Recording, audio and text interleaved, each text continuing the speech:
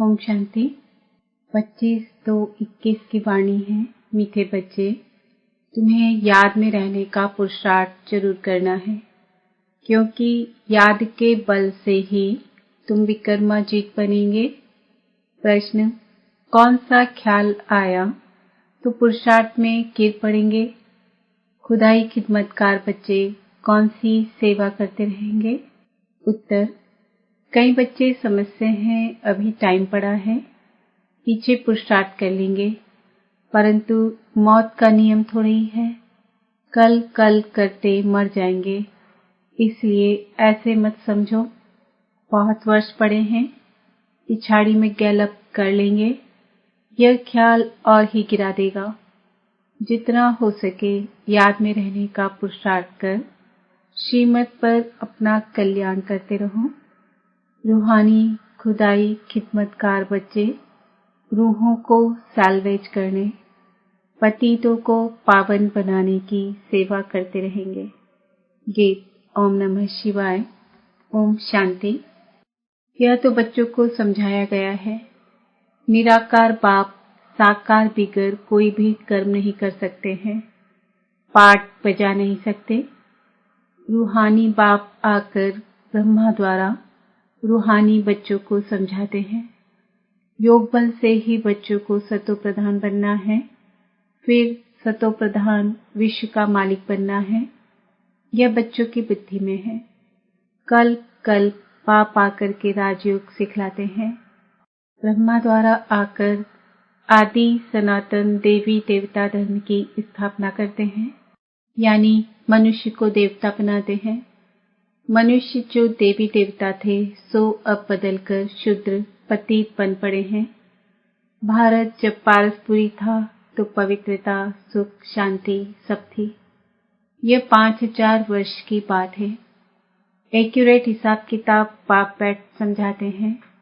उनसे ऊंच तो कोई है नहीं। सृष्टि व झाड़ जिसको कल्प वृक्ष कहते हैं, उसके आदि मध्य अंत का राज बाप ही बता सकते हैं। भारत का जो देवी देवता धर्म था वह अब प्रायः लोप हो गया है। देवी देवता धर्म तो अभी रहा नहीं है, देवताओं के चित्र जरूर है। यह तो भारतवासी जानते हैं। सतयुग में लक्ष्मी नारायण का राज्य था। भल शास्त्रों में यह भूल कर दी है जो कृष्ण को द्वापर में ले गए हैं। बाप ही आकर भूले हुए को पूरा रास्ता बताते हैं। रास्ता बतलाने वाला आता है तो सब आत्माएं मुक्ति धाम में चली जाती हैं। इसलिए उनको कहा जाता है सर्व का सद्गति दाता। रचता एक ही होता है, एक ही सृष्टि है। वर्ल्ड की हिस्ट्री ज्योग्राफी एक ही है, वह रिपीट होती रहती है। सतयुग त्रेता द्वापर कलयुग, फिर होता है संगम युग। कलयुग में है पति, सतयुग में है पावन। सतयुग होगा तो जरूर कलयुग विनाश होगा। विनाश से पहले स्थापना होगी। सतयुग में तो स्थापना नहीं होगी, भगवान आएगा ही तब जब पतित दुनिया है। सतयुग तो है ही पावन दुनिया। पतित दुनिया को पावन दुनिया बनाने भगवान को आना पड़ता है। अब आप सहज से सहज युक्ति बताते हैं। देह के सब संबंध छोड़ देही अभिमानी बन बाप को याद करो। कोई एक तो पतित पावन है ना। भक्तों को फल देने वाला एक ही भगवान है। भक्तों को ज्ञान देते हैं। पतित दुनिया में ज्ञान सागर ही आते हैं पावन बनाने के लिए। पावन बनते हो योग से, बाप बिगड़ तो कोई पावन बना ना सके। यह सब बातें बुद्धि में बिठाई जाती हैं औरों को समझाने के लिए। घर घर में संदेश देना है। ऐसे नहीं करना है कि भगवान आया है, बड़ा युक्ति से समझाना होता है। बोलो, वह बाप है ना। एक है लौकिक बाप, दूसरा पारलौकिक बाप। दुख के समय पारलौकिक बाप को ही याद करते हैं, सुखधाम में कोई भी याद नहीं करते हैं। सतयुग में लक्ष्मी नारायण के राज्य में सुख ही सुख था। प्योरिटी, पीस, प्रॉस्पेरिटी थी। बाप का वर्षा मिल गया फिर पुकारते क्यों? आत्मा जानती है हमको सुख है, यह तो कोई भी कहेंगे वहाँ सुख ही सुख है। बाप ने दुख के लिए तो सृष्टि नहीं रची है, यह बना बनाया खेल है। जिनका पाठ पिछाड़ी में है तो 4 जन्म लेते हैं, वह जरूर बाकी समय शांति में रहेंगे। बाकी ड्रामा के खेल से ही निकल जाए ये हो नहीं सकता। खेल में तो सबको आना होगा। 1-2 जन्म मिलते हैं तो बाकी समय जैसे कि मोक्ष में है। आत्मा पाठधारी है ना। कोई आत्मा को ऊंच पाठ मिला हुआ है, कोई को कम, यह भी अभी तुम जानते हो। गाया जाता है ईश्वर का कोई अंत नहीं पा सकते, बाप ही आकर अंत देते हैं। रचता और रचना के आदि मध्य अंत का। जब तक रचता खुद ना आए तब तक रचता और रचना को जान नहीं सकते। बाप ही आकर बतलाते हैं। मैं साधारण तन में प्रवेश करता हूँ। मैं जिसमें प्रवेश करता हूँ वह अपने जन्मों को नहीं जानते। उनको बैठ 84 जन्मों की कहानी सुनाता हूँ। कोई के पार्ट में चेंज नहीं हो सकती, यह बना बनाया खेल है। यह भी किसकी बुद्धि में नहीं बैठता है। बुद्धि में तब बैठे जब पवित्र होकर समझे। अच्छी रीति समझने के लिए ही 7 रोज भटती है। भागवत आदि भी 7 दिन रखते हैं। यहाँ भी समझ में आता है कम से कम 7 दिन के सिवाय कोई समझ नहीं सकेंगे। कोई तो अच्छा समझ लेते हैं, कोई तो 7 रोज समझकर भी कुछ नहीं समझते। बुद्धि में बैठता नहीं। कह देते हैं हम तो 7 रोज आया। हमारी बुद्धि में कुछ बैठता नहीं। ऊंच पद पाना नहीं होगा तो बुद्धि में बैठेगा नहीं। अच्छा, फिर भी उनका कल्याण तो हुआ ना। प्रजा तो ऐसे ही बनती है। बाकी राज्य भाग्य लेना उसमें तो गुप्त मेहनत है। बाप को याद करने से ही विकर्म विनाश होते हैं। अब करो न करो, परंतु बाप का डायरेक्शन यह है। प्यारी वस्तु को तो याद किया जाता है ना। भक्ति मार्ग में भी गाते हैं, है पतित पावन आओ। अब वह मिला है, कहते हैं मुझे याद करो तो कट उतर जाएगी। बादशाही सहज थोड़े ही मिल सकती है। कुछ तो मेहनत होगी ना। याद में ही मेहनत है। मुख्य है ही याद की यात्रा। बहुत याद करने वाले कर्मातीत अवस्था को पा लेते हैं। पूरा याद न करने से विकर्म विनाश नहीं होंगे। योग बल से ही विकर्माजीत बनना है। आगे भी योग बल से ही विकर्मों को जीता है। लक्ष्मी नारायण इतने पवित्र कैसे बने जबकि कलयुग अंत में कोई भी पवित्र नहीं है। इसमें तो साफ है। ये गीता के ज्ञान का एपिसोड रिपीट हो रहा है। शिव भगवान उवाच, भूले तो होती रहती है ना। बाप ही आकर अभूल बनाते हैं। भारत के जो भी शास्त्र हैं वो सब है भक्ति मार्ग के। बाप कहते हैं मैंने जो कहा था वह किसको भी पता नहीं है। जिन्हों को कहा था उन्होंने पद पाया। 21 जन्मों की प्रारब्ध पाई, फिर ज्ञान प्रायः लोप हो जाता है। तुम ही चक्र लगाकर आए हो। कल पहले जिन्होंने सुना है वही आएंगे। अभी तुम जानते हो हम सैपलिंग लगा रहे हैं मनुष्य को देवता बनाने की। यह है देवी झाड़ का सैपलिंग।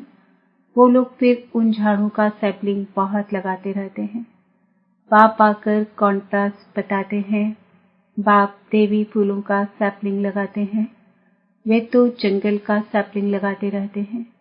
तुम दिखाते भी हो कौरव क्या करत भय, पांडव क्या करत भय, उनके क्या प्लान है और तुम्हारे क्या प्लान्स है। वो अपना प्लान बनाते हैं कि दुनिया बढ़े नहीं, फैमिली प्लानिंग करे, जो मनुष्य जास्ती न बढ़े उसके लिए मेहनत करते रहते हैं। बाप तो बहुत अच्छी बात बतलाते हैं।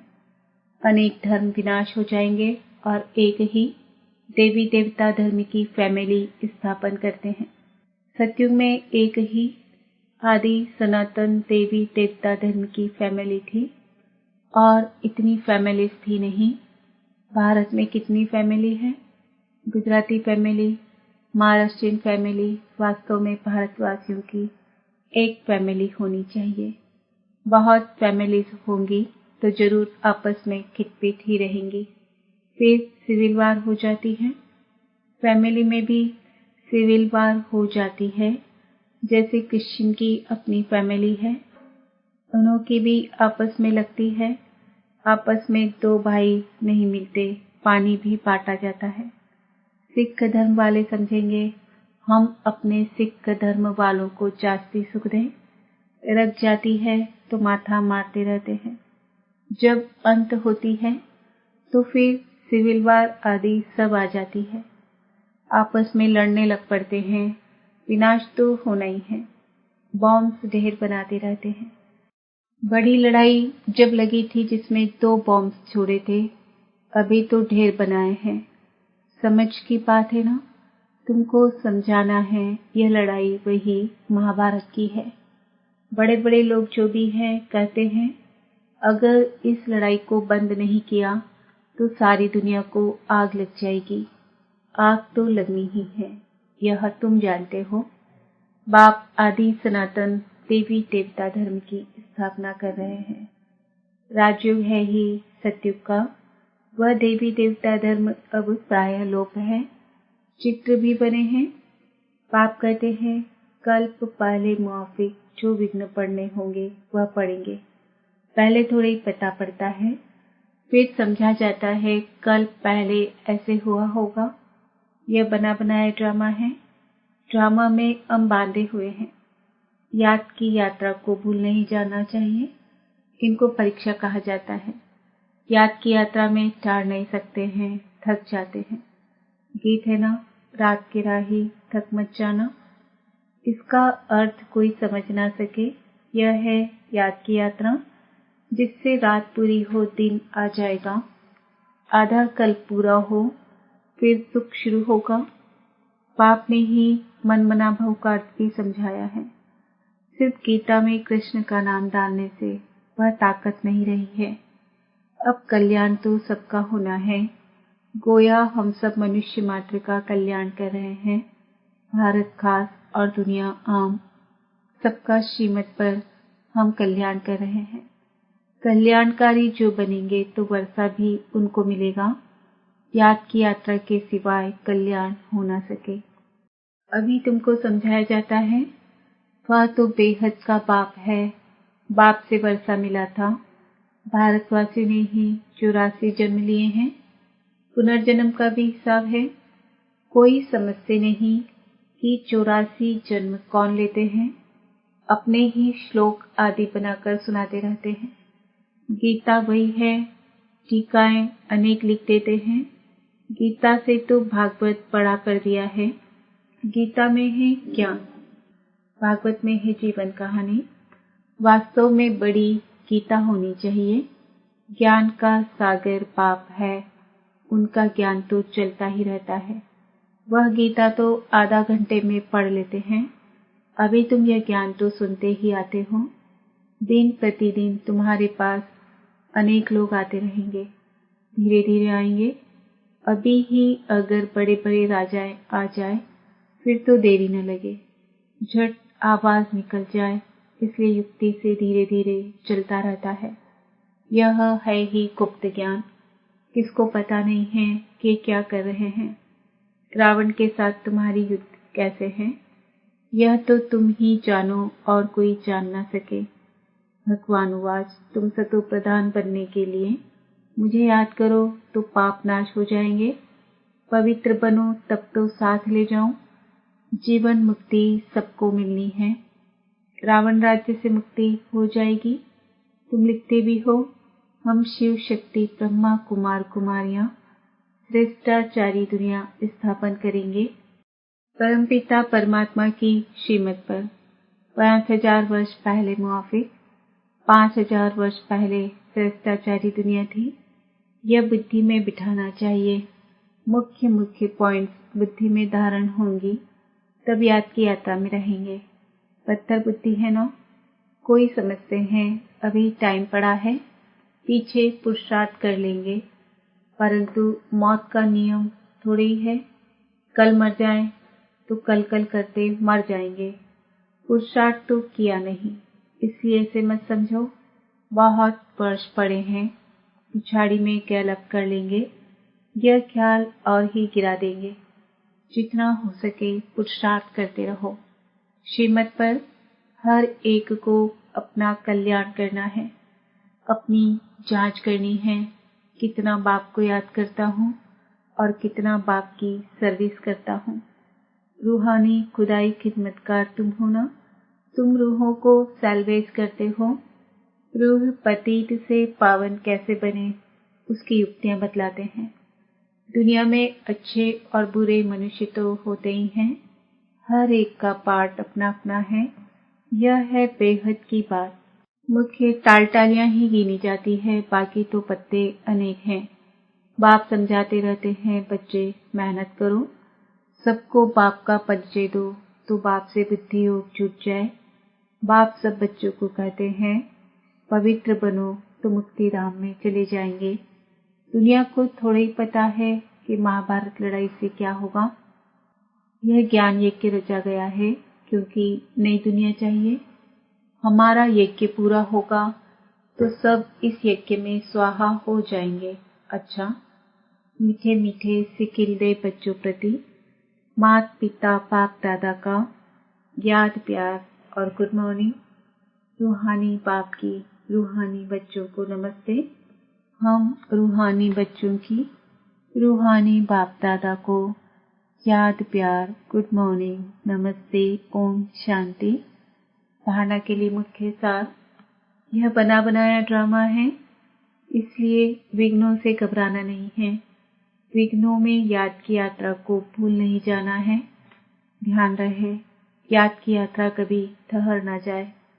पारलौकिक पाप का परिचय सबको देते हुए पावन बनने की युक्ति बतलानी है। देवी झाड़ का सैपलिंग लगाना है। वरदान, सर्व जिम्मेवारियों के बोझ बाप को देकर सदा अपनी उन्नति करने वाले सहज योगी भव। जो बच्चे बाप के कार्य को संपन्न करने की जिम्मेवारी का संकल्प लेते हैं, उन्हें बाप भी इतना ही सहयोग देते हैं। सिर्फ जो भी व्यर्थ का बोझ है वह बाप के ऊपर छोड़ दो। बाप का बनकर बाप के ऊपर जिम्मेवारियों का बोझ छोड़ने से सफलता भी ज्यादा और उन्नति भी सहज होगी। क्यों और क्या के क्वेश्चन से मुक्त रहो। विशेष फुल स्टॉप की स्थिति रहे तो सहज योगीपन अतीन्द्रिय सुख का अनुभव करते रहेंगे। स्लोगन, दिल और दिमाग में ऑनेस्टी हो तो बाप व परिवार के विश्वास पात्र बन जाएंगे। आज का समान है, मैं आत्मा सहज योगी हूँ। ओम शांति।